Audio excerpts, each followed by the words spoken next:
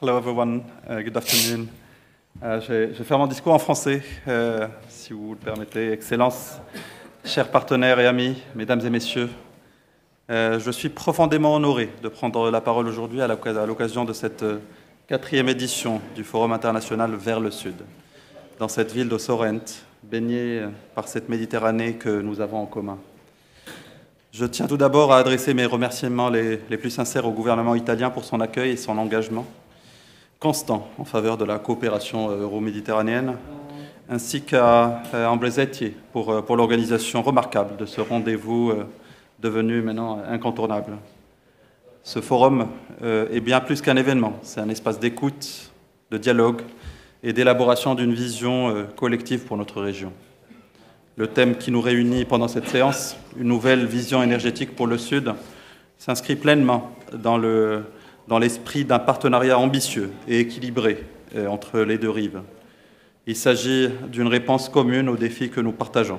Instabilité des marchés énergétiques, urgence climatique, transformation industrielle, mais aussi aspiration de nos jeunesses à un avenir digne et durable.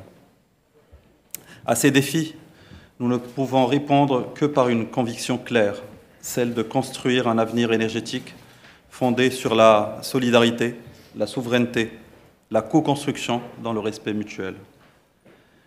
Mesdames, Messieurs, la Tunisie a fait le choix d'un chemin énergétique qui conjugue ambition, volonté de réforme et quête de sécurité énergétique. La stratégie nationale à l'horizon 2035 s'articule autour d'une vision claire. Faire de la transition énergétique un levier de développement, une réponse aux urgences climatiques, mais aussi une source d'espoir pour les générations futures. Cette stratégie repose sur 4 piliers: l'efficacité énergétique, la diversification du mix, l'interconnexion régionale et le déploiement des technologies innovantes. Elle vise à réduire notre consommation d'énergie primaire, à augmenter significativement la part des énergies renouvelables dans notre production électrique et à décarboner notre économie tout en créant de la valeur. Au-delà des chiffres, ce sont des trajectoires que nous traçons. Un modèle énergétique fondé sur la sobriété, sur l'utilisation responsable de nos ressources, sur l'ancrage territorial des projets, sur la transparence et l'engagement citoyen. Nous ne pouvons pas simplement produire autrement, nous voulons penser et vivre l'énergie autrement.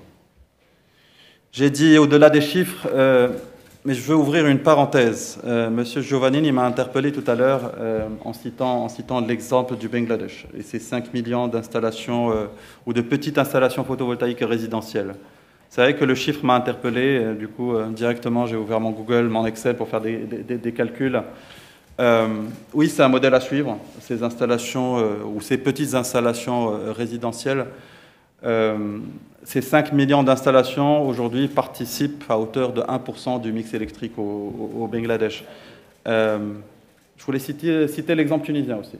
Même si les chiffres paraissent petits, aujourd'hui, on a en Tunisie 100 000 installations photovoltaïques résidentielles, à peu près 300 mégawatts. Ce sont 5 millions d'habitants qui sont servis. 5 millions pour 175 millions d'habitants en Bangladesh. Donc ça représente 1% du mix électrique. Voilà. Donc, non, c'est un chiffre impressionnant, interpellant. Mais pourquoi en fait, je cite cet exemple et pourquoi je voulais donner ce chiffre tunisien? Parce qu'en Tunisie, on a un programme qui a été lancé depuis les années 2010 qui s'appelle Prosol Elec, qui est destiné justement à l'utilisation résidentielle du photovoltaïque. Et aujourd'hui, même si on n'est qu'à 5% de renouvelables dans le mix électrique, il y a 3% qui viennent de toits de maison. Donc c'était pour dire que ces 100 000 participent aujourd'hui à 3% du mix électrique tunisien et qui est un programme. Pourquoi, encore une fois, je cite cet exemple? Parce que même si on a pris du retard dans cette trajectoire, on a aussi des expériences à partager. Et c'est là aussi, je pense, où ce genre de forum permet de partager ces expériences entre la rive sud et la rive nord dans les deux sens. Mesdames, Messieurs, depuis 30 ans, l'Union européenne est un partenaire central de la Tunisie, dans tous les domaines de la coopération. Notre partenariat est ancré dans une histoire partagée, portée par les valeurs communes et élargie aux enjeux de notre temps, le climat, la sécurité, la justice sociale et la transition écologique. Dans le domaine de l'énergie, cette coopération prend aujourd'hui une nouvelle dimension, concrète, structurante. notamment avec le projet ELMED. Il ne s'agit pas uniquement d'un câble sous-marin, mais d'un pan électrique entre deux continents, d'un vecteur d'intégration régionale, d'un signal politique fort. ELMED, la première interconnexion électrique en courant continu entre l'Europe et l'Afrique, est un projet stratégique pour plusieurs raisons. Il permettra de renforcer la sécurité énergétique des deux rives, d'accélérer l'intégration de la Tunisie dans le marché européen de l'électricité et surtout de démultiplier les opportunités d'investissement dans les énergies renouvelables. Ce projet est aussi le reflet d'une relation d'exception avec l'Italie, un partenariat nourri par l'histoire, animé par la confiance et tourné vers l'avenir. L'Italie est aujourd'hui le premier investisseur étranger dans le secteur de l'énergie en Tunisie. Et à travers la collaboration exemplaire entre l'ASTEG, la Société nationale d'électricité, et Terna, ce partenariat prend plus de valeur sur le terrain, dans les bureaux d'études, sur les chantiers, et bientôt dans les flux d'électricité qui circuleront entre nos deux pays.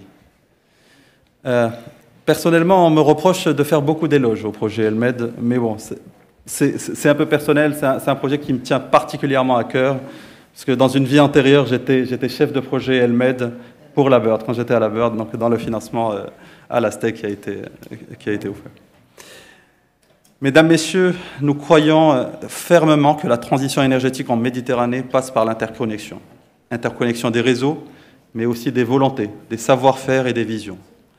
La Tunisie est un carrefour naturel. Elle peut et veut jouer ce rôle de trait d'union entre les systèmes énergétiques européens et africains. Notre coopération avec l'Algérie est à ce titre emblématique. Elle repose sur une histoire, une fraternité, sur une interconnexion gazière, mais aussi sur 5 interconnexions électriques, dont la première remonte à 1952. Ensuite, les autres qui ont suivi, 56, 83, 88, et la dernière, en 2014, opérationnelle. C'est une ligne de 400 kV et jusqu'à 1000 MW d'interconnexion sur cette ligne entre la Tunisie et l'Algérie. Aujourd'hui, cette coopération s'approfondit et s'ouvre à de nouvelles perspectives, y compris dans un cadre trilatéral avec la Libye, pour relever ensemble les défis du transport, de l'approvisionnement et de la stabilité énergétique. Mesdames, Messieurs, la transition énergétique ne réussira que si elle est portée par les générations futures. Il nous revient de faire de cette transformation une promesse tenue pour la jeunesse. Cela passe par la formation, par l'emploi et par l'accès à l'innovation. Cela passe par des projets concrets, des parcours professionnels, des idées nouvelles que nous devons encourager, soutenir et surtout financer. La jeunesse des deux rives de la Méditerranée ne demande qu'à s'engager.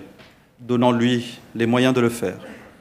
La transition énergétique n'est pas qu'une affaire de technologie, c'est une affaire de confiance et d'avenir partagé.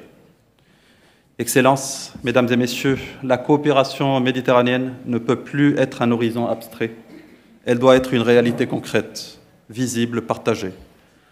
La Tunisie est prête à mettre en commun ses compétences, ses ambitions, ses infrastructures et sa jeunesse, prête à jouer son rôle pleinement, avec dignité, avec exigence, avec loyauté, parce que notre avenir énergétique, climatique et surtout humain se construira ensemble et ne se construira, ou sinon il ne se construira pas du tout.